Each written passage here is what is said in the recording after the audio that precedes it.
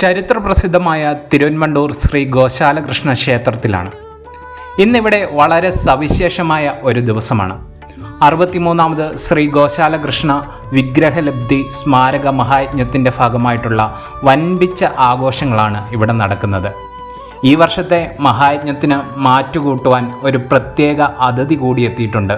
നമ്മുടെ എല്ലാവരുടെയും പ്രിയപ്പെട്ട സിനിമാ താരം സ്വാതിക വേണുഗോപാലാണ് ഇന്നത്തെ ചടങ്ങുകൾ എല്ലാം തന്നെ ഉദ്ഘാടനം ചെയ്യുന്നത്.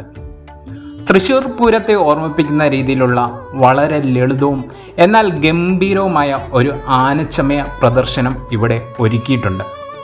നെറ്റിപ്പട്ടങ്ങളുടെയും ചമയങ്ങളുടെയും ആ തിളക്കം നേരിട്ട് തന്നെ കാണേണ്ട ഒരു കാഴ്ചയാണ്. അതോടൊപ്പം തന്നെ 5 നിർധനരായ കുടുംബങ്ങൾക്ക് ഗോദാന ചടങ്ങും ഇവിടെ നടന്നു.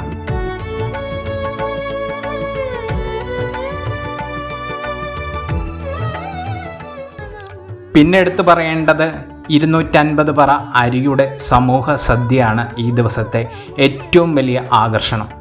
ആയിരക്കണക്കിന് ഭക്തരാണ് ഈ പ്രസാദ ഊട്ടിൽ പങ്കെടുക്കാൻ ഒഴുകി എത്തുന്നത്. ഭക്തിയും ഒത്തൊരുമയും ചേർന്ന തിരുവൻമണ്ടൂരിലെ ഈ കാഴ്ചകൾ ശരിക്കും മനസ്സ് നിറയ്ക്കുന്ന ഒന്നായിരുന്നു. ഇങ്ങനെയുള്ള വലിയ സദ്യകളും ചടങ്ങുകളും നമ്മുടെ നാടിൻ്റെ ഐക്യത്തിൻ്റെ പ്രതീകം കൂടിയാണ്. ഞാനും ആദ്യമായിട്ടാണ് സമൂഹ സദ്യയുടെ ഭാഗമാകുന്നത്. അപ്പോൾ തിരുവൻമണ്ടൂർ ക്ഷേത്രത്തിലെ ഈ വിശേഷങ്ങൾ നിങ്ങൾക്ക് ഇഷ്ടപ്പെട്ടെന്ന് കരുതുന്നു.